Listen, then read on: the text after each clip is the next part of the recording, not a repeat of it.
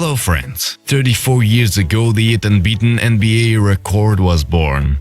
The NBA has finally realized that Michael Jordan is a great rising prospect. It was a remarkable time when the Chicago Bulls were not yet a dynasty, and the 23-year-old defender missed most of the season, coming back only a month before the playoff, which didn't take the Bulls a while. But before we begin, subscribe to our channel and like it. Then we're gonna tell you a few interesting facts from the world of basketball, as well as the story behind making the movie about the legendary Michael Jordan, The Last Dance.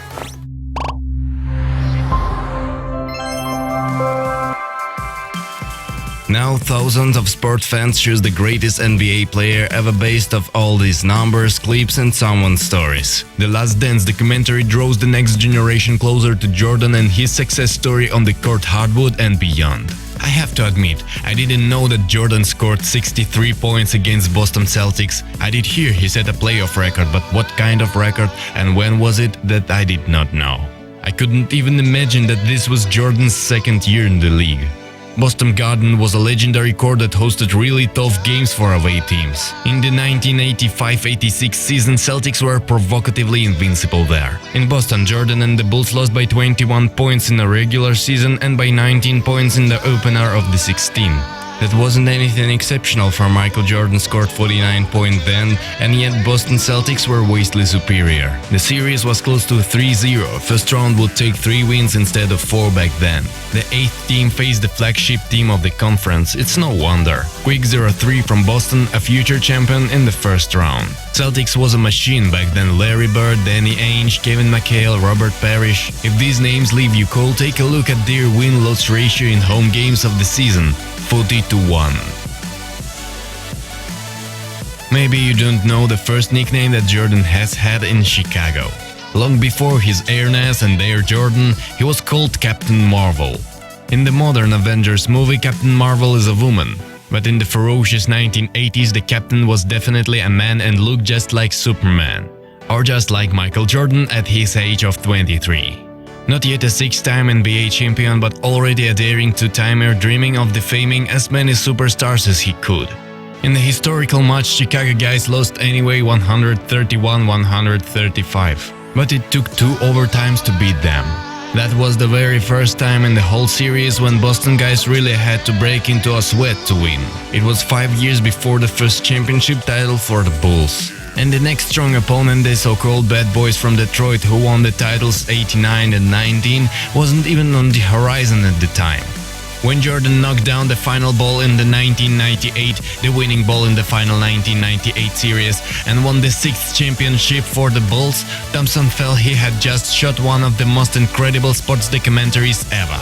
I mean, the guy scores 45 points and pretty much won the game by himself, Thompson said. You couldn't ask for a better ending than that. But for the next 2 decades, all the records, more than 500 hours of film, have been left untouched. Thompson could not at all understand that. He had stayed in touch with Jordan after he retired, even considered him a friend. During the whole season of 1997-1998, the camera was always nearby shooting absolutely everything.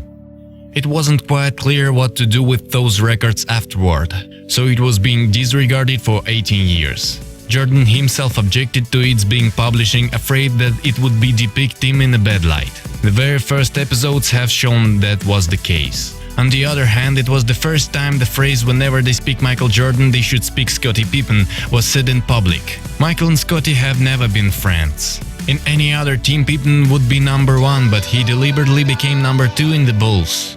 And what is important is that his sacrifice was appreciated. Once in a few years, there was a new producer who considered himself the right person to make the documentary. Among those were Frank Marshall, Spike Lee and even Danny DeVito. But none of them could meet Jordan face to face. When you think of the typical documentaries before the last 5 years, they generally run about 80 minutes, and you couldn't capture this at 80 minutes. Even if you're just focused on 97-98, you're not really capturing the totality of it. You're not going to understand what Michael was about or what the Bulls were doing when they were talking about breaking it up, said Curtis Polk, Jordan's business partner. The Last Dance was finally made possible in 2016. Michael Tollin started persuading Michael Jordan.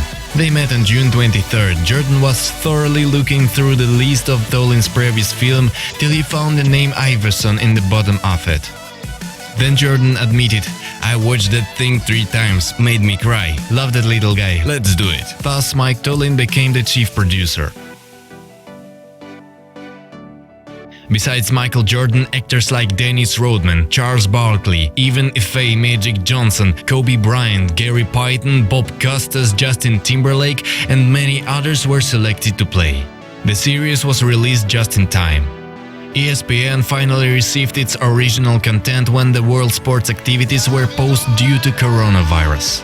Its ratings were at a record high, 6.3 million viewers for the first episode and 5.8 million viewers for the second one.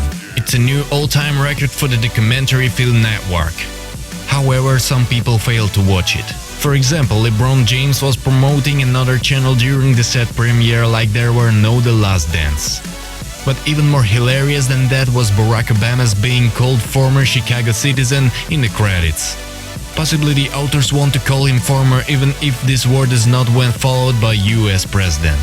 Chicago Bulls of the 90s were a legend. And the main thing about legends is their beauty, fewer sharp corners and more outstanding events.